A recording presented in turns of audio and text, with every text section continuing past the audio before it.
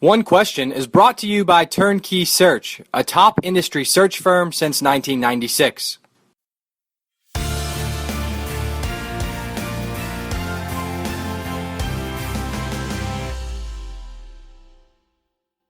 You've covered the Bay Area schools for quite a long time for the Pac-12, and now you've got this broader perspective with the Pac-12 Hotline.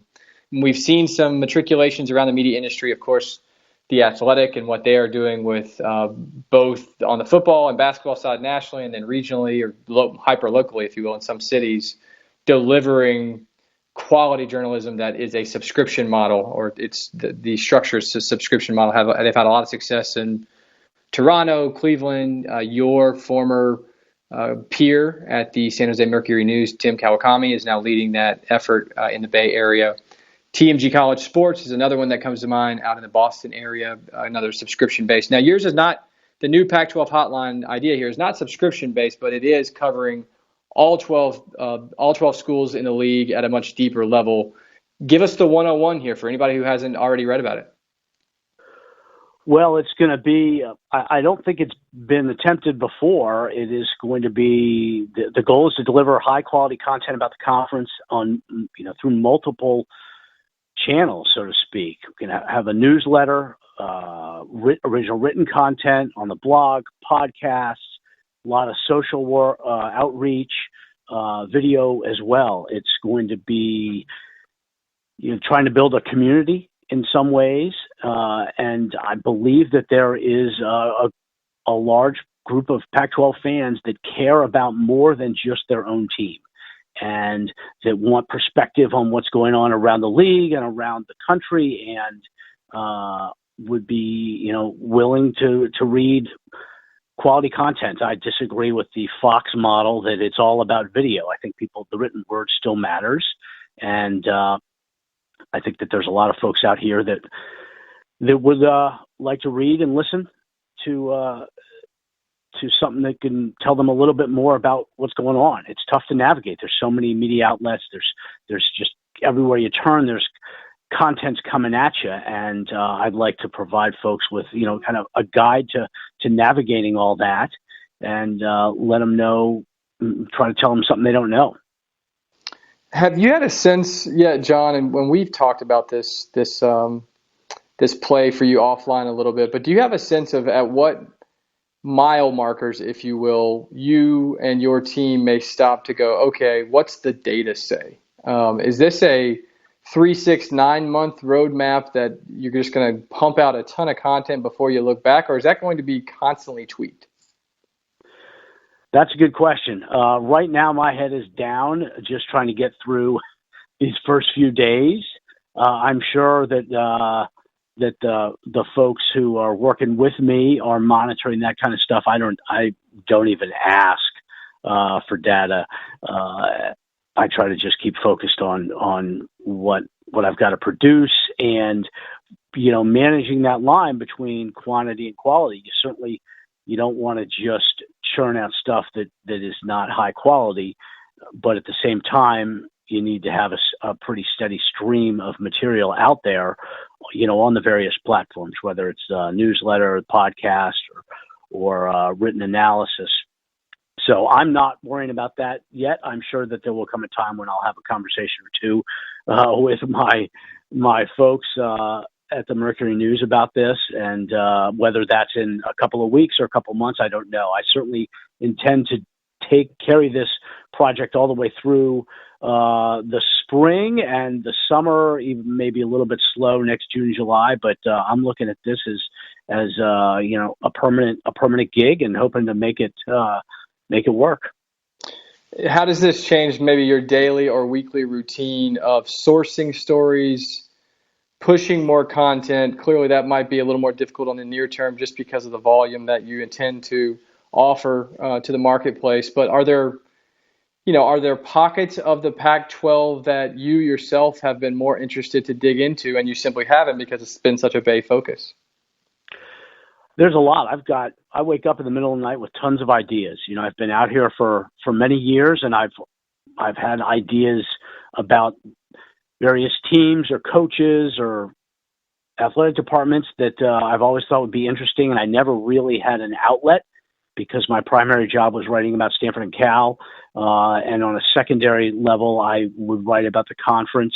And now, I'm basically untethered. And if there's something that I find interesting about Utah, I'm going to dig in. If there's something I find interesting about Washington or ASU, I'm going to dig in. And even if that piece of content is only serving that fan base, well, that's okay. As long as I'm treating the 12 equally, I think it's fine to be specific to a certain team or a certain school. I've got an idea for the Holy War, which is the week 2 of the season. I've got an idea about UCLA. I've got tons of ideas, and it's just going to be a matter of figuring out the right time to implement them. And how about as you move forward, Jon? Is there the potential that you think, if one of the content verticals you see significant more engagement, I suppose you might turn more focus to maybe Facebook Live videos or podcasts, which we've seen grow and listen to now for a couple of years, but seem to be growing quite rapidly throughout the industry. Yeah, for sure. I definitely view this as an evolving process. There is not really a model that I'm aware of for covering a major conference on all these different platforms.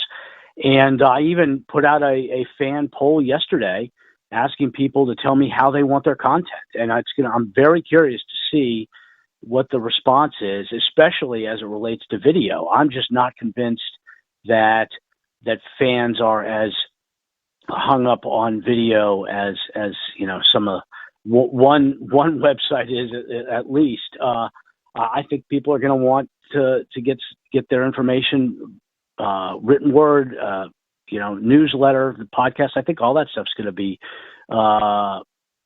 popular, but I certainly want to a certain extent, go with where the demand is for sure, and I'm going to give that poll a couple of weeks to settle in, and then take a look at it and see what people have to say. And let's define volume, or your intended volume, to start here. So give us a couple of the different verticals, newsletter, etc. For those listening who want to subscribe and follow what's going on, what type of volume are you intending to push? Well, the big thing is, if you type in Pac12Hotline.com, you'll get to the site. So the newsletter, free newsletter, the plan is for it to be produced 3 times a week during the football season, ramping up to that point. But once games start, there's a rhythm to the football week, and I'm planning to have a newsletter in everybody's inbox Monday, Thursday, and Saturday. The Saturday will be a quick hitter, kind of a tailgate tidbits. Monday is recovery.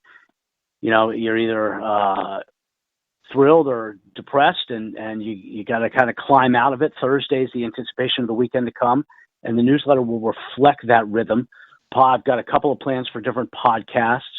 One of them is the evergreen discussions, big picture topics, something that you can listen to at any point during the season. But I'm also going to try to be much more do something that's kind of a daily newsy recap a couple of times a week. We modeled a little bit on the New York Times as the daily. Just find a hot topic and talk to a reporter or someone about that specifically. Certainly tons of content on the Pac-12 Hotline blog. I'm hoping to produce 2 or 3 new pieces of content a day there. Social, I'm going to be on Twitter all the time. They're actually giving me a Facebook page for the Pac-12 Hotline to be doing that. Mailbags, reader polls, trying to make it as create as much engagement as possible.